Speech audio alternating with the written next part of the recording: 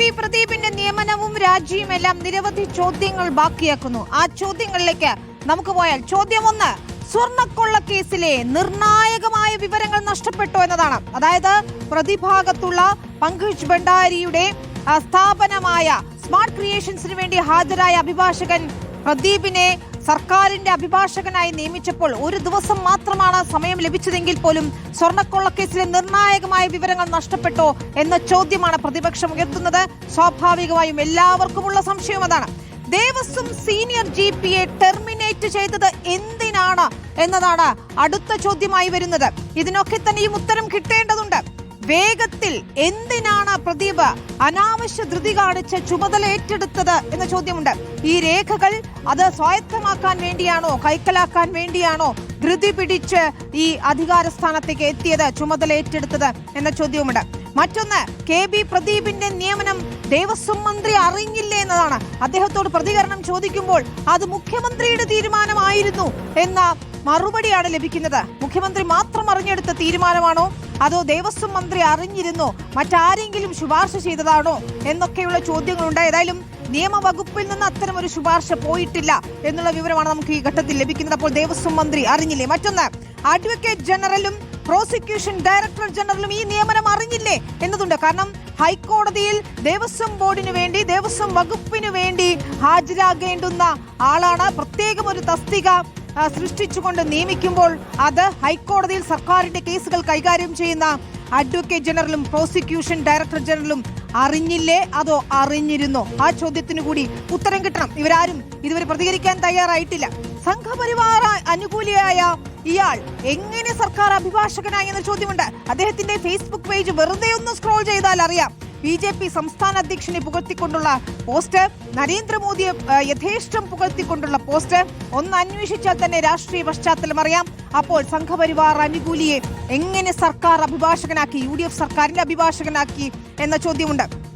മറ്റൊന്ന്, നിയമനത്തിന് പിന്നിൽ ആരെന്നതിൽ വ്യക്തതയില്ലേ? മുഖ്യമന്ത്രിയാണ് തീരുമാനമെടുത്തതെന്ന് മന്ത്രി പറയുന്നു. മുഖ്യമന്ത്രി തന്നെയാണോ തീരുമാനമെടുത്തത്? മന്ത്രിസഭാ യോഗത്തിൽ ഏതായാലും വിഷയം ചർച്ച ചെയ്തില്ല. പുറത്തുള്ള അജണ്ടയായിട്ടാണ് ഈ സർക്കാർ അഭിഭാഷക നിയമനം വന്നതെന്ന് മനസ്സിലാക്കുന്നു. അപ്പോൾ മുഖ്യമന്ത്രിക്ക് മറ്റാരെങ്കിലും ശുപാർശയായി നൽകിയതാണോ? മുഖ്യമന്ത്രി അറിഞ്ഞുകൊണ്ടെടുത്ത തീരുമാനമാണോ? അതിലൊരു വ്യക്തത വരണം. മുഖ്യമന്ത്രി ഇതുവരെ പ്രതികരിച്ചിട്ടില്ല. മുഖ്യമന്ത്രി പ്രതികരിക്കുമ്പോൾ അതിലൊരു വ്യക്തത വരുമെന്ന് നമ്മൾ കരുതുന്നു. ഇനി നിയമനത്തിൽ മുഖ്യമന്ത്രിയുടെ പ്രത്യേക താല്പര്യം തന്നെയാണോ എന്നുകൂടി അറിയണം. ദേവസ്വം മന്ത്രി പറയുന്നു മുഖ്യമന്ത്രി ആണ് തീരുമാനമെടുത്തതെന്ന്. എങ്കിൽ മുഖ്യമന്ത്രിയുടെ പ്രത്യേക താല്പര്യമാണോ? ഈ അഭിഭാഷകന്റെ പശ്ചാത്തലമൊന്നും അന്വേഷിക്കാതെ മുഖ്യമന്ത്രി അങ്ങനെ ഒരു വിവാദ തീരുമാനം എടുക്കുമോ എന്നതുകൂടി അറിയണം. അപ്പോൾ ഇത്തരം ചോദ്യങ്ങൾക്കെല്ലാം ഉത്തരം തരേണ്ടത് മുഖ്യമന്ത്രി VD സതീശനാണ്. ക്യാബിനറ്റ് യോഗ തീരുമാനങ്ങൾ വിശദീകരിക്കുമ്പോഴെങ്കിലും അദ്ദേഹം ഇക്കാര്യങ്ങളിൽ മറുപടി നൽകുമോ എന്നാണ് അറിയേണ്ടത്. ഇന്ന് എറണാകുളത്തെ പരിപാടികളിൽ പങ്കെടുക്കുന്നുണ്ട് അദ്ദേഹം. മാധ്യമങ്ങളുടെ ചോദ്യങ്ങളോട് പ്രതികരിച്ചിട്ടില്ല എന്നതാണ്. ഏതായാലും ഈ വിവാദ നിയമനത്തിൽ റിപ്പോർട്ടർ ഈ വാർത്ത പുറത്തുവിട്ടതിന് പിന്നാലെ 24 മണിക്കൂറിനകം മുഖ്യമന്ത്രി രാജി ചോദിച്ചു വാങ്ങിയിരുന്നു. പക്ഷേ പല ചോദ്യങ്ങൾക്കും ഉത്തരം കിട്ടാനുണ്ട് സാർ.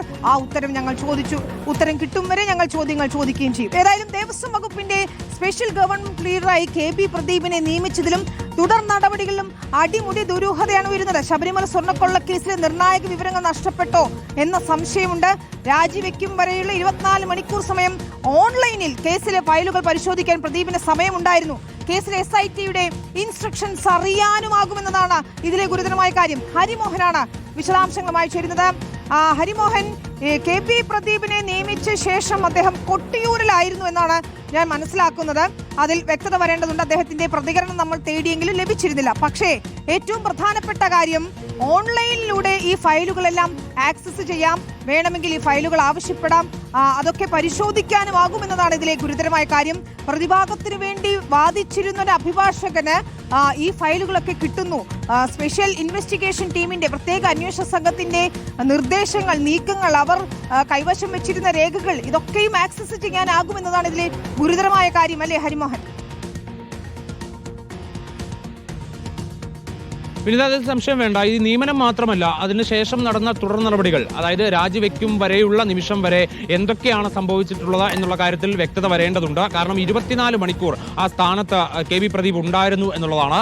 അതായത് വ്യാഴാഴ്ച വൈകുന്നേരം 6 മണിയോടുകൂടിയാണ് ഈ ഉത്തരവ് പുറപ്പെടുവിക്കുന്നത്. അതായത് സ്പെഷ്യൽ ഗവൺമെന്റ് പ്ലീഡറായി കെ.വി. പ്രദീപിനെ നിയമിച്ചുകൊണ്ടും ഉള്ള ഉത്തരവ് പുറപ്പെടുവിക്കുന്നത്. തൊട്ടടുത്ത ദിവസം, അതായത് വെള്ളിയാഴ്ച രാവിലെ 7 മണിയോടുകൂടിയാണ് റിപ്പോർട്ടർ ഈ വാർത്ത പുറത്തുവിടുന്നത്. അതിനുശേഷമാണ് അത് വിവാദമായി മാറുകയും പിന്നീട് വലിയ രീതിയിലുള്ള ചർച്ചയാവുകയും പ്രതിപക്ഷമടക്കം ഈ വിഷയം ഏറ്റെടുക്കുകയും ചെയ്യുന്നത്. പക്ഷേ ധൃതി പിടിച്ച ഒരു ചുമതല ഏറ്റെടുക്കലാണ് ഇതിന് പിന്നാലെ കണ്ടത്. 7 മണിക്ക് വാർത്ത പുറത്തു വന്നതിന് പിന്നാലെ 9 മണിയോടുകൂടി ഈ കെ.വി. പ്രദീപ് സ്പെഷ്യൽ ഗവൺമെന്റ് പ്ലീഡറായി ചുമതല ഏറ്റെടുക്കുന്നു എന്നുള്ളത് കൂടിയാണ് അതിന്റെ ഒരു ശ്രദ്ധേയമായിട്ടുള്ള കാര്യം. അതായത് ധൃതി പിടിച്ചൊരു ചുമതല ഏറ്റെടുക്കലായിരുന്നു 9 മണിക്ക് അന്ന് നടന്നത്. അതിനുശേഷം പിറ്റേ ദിവസം രാവിലെയാണ് ഈ രാജി വാങ്ങിക്കുന്നത്. അതുവരെയുള്ള 24 മണിക്കൂറോളം സമയം, ആ സമയത്തിനുള്ളിൽ ഈ ശബരിമല സ്വർണ്ണക്കൊള്ള കേസിലെ നിർണായകമായിട്ടുള്ള വിവരങ്ങൾ അത് കൈവശമാക്കാനുള്ള ഒരു സമയം കൂടി ആയിരുന്നു എന്ന് വേണമെങ്കിൽ സംശയിക്കാൻ കഴിയും. കാരണം അതിന് സാധിക്കുമെന്നുള്ളതാണ്. കാരണം ഈ രേഖകൾ, അതായത് ഈ ശബരിമല സ്വർണ്ണക്കൊള്ളയുമായി ബന്ധപ്പെട്ടുകൊണ്ടുള്ള നിർണായകമായിട്ടുള്ള വിവരങ്ങൾ, ആ വിവരങ്ങൾ പ്രത്യേകിച്ച് SITയുടെ ഇൻസ്ട്രക്ഷൻസ്, കോടതിയിൽ എന്തൊക്കെ വാദങ്ങളാണ് ഉന്നയിക്കേണ്ടത്, ഒപ്പം തന്നെ കോടതിയിൽ പറയേണ്ട മറ്റു കാര്യങ്ങൾ, ഇതിനെക്കുറിച്ചുള്ള ഈ സീൽഡ് കവറിലല്ലാത്ത, അതായത് മുദ്ര വെച്ച കവറിലല്ലാത്ത രേഖകൾ ഉണ്ടാവും, ആ വിവരങ്ങൾ ഉണ്ടാവും. ആ വിവരങ്ങളെല്ലാം തന്നെ ഉള്ളത് മിസാഗോ AGO പോർട്ടലിലാണ്. അതായത് അഡ്വക്കേറ്റ് ജനറൽ ഓഫീസിന്റെ ചുരുക്കപ്പേരാണ് AGO എന്ന് പറയുന്നത്. അപ്പോൾ മിസാഗോ AGO പോർട്ടലിലാണ് ഈ കാര്യങ്ങളെല്ലാം ഉദ്യോഗസ്ഥർ അപ്ലോഡ് ചെയ്യുന്നത്. അത് ആക്സസ് ചെയ്യാൻ കഴിയുന്നത് ഈ പറയുന്നത് പോലെ സർക്കാർ അഭിഭാഷകർക്ക് മാത്രമാണ്. അങ്ങനെയുള്ള ഒരു സാഹചര്യത്തിൽ കെ.വി. പ്രദീപിന് അത് ആക്സസ് ചെയ്യാൻ കഴിഞ്ഞിട്ടുണ്ട് എന്നുള്ള കാര്യം ഉറപ്പാണ്. കാരണം 9 മണിക്ക് ചുമതല ഏറ്റെടുക്കുന്നതോടുകൂടി ആദ്യം തന്നെ കെ.വി. പ്രദീപ് ശ്രമിച്ചിട്ടുണ്ടാവുക അതിനായിരിക്കാം.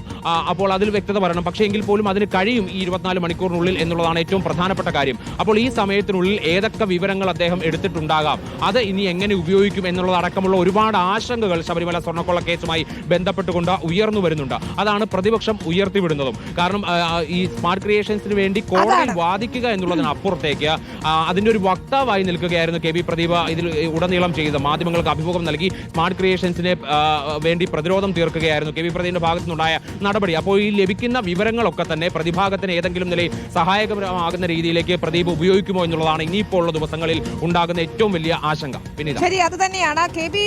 പ്രദീപ് ചുമതല ഏറ്റെടുത്തില്ല എന്നൊക്കെയുള്ള ചില പ്രതികരണങ്ങൾ അല്ലെങ്കിൽ ചില ചർച്ചകളൊക്കെ കാണുന്നുണ്ട്. പക്ഷേ ദേവസ്വം ബോർഡ് അഭിഭാഷകനായി ചുമതല ഏറ്റെടുത്തത് കൊണ്ടാണ് അദ്ദേഹത്തിന് രാജിവെക്കേണ്ടി വന്നത്. നിയമനം മാത്രമാണ് നടന്നതെങ്കിൽ ആ നിയമന ഉത്തരവ് റദ്ദാക്കുകയാണ് ചെയ്യുക. അദ്ദേഹം ചുമതല ഏറ്റെടുത്തത് കൊണ്ടാണ് മുഖ്യമന്ത്രിക്ക് രാജി ചോദിച്ചു വാങ്ങേണ്ടി വന്നത്. അപ്പോൾ നിയമനം ഏറ്റെടുത്ത ഒരാൾക്ക്, ആ പോസ്റ്റിലെത്തിയ ഒരാൾക്ക് ഈ ഫയലുകളും ആക്സസ് ചെയ്യാൻ കഴിഞ്ഞിട്ടുണ്ടാകുമെന്നതാണ് ആശങ്കപ്പെടുത്തുന്ന കാര്യം.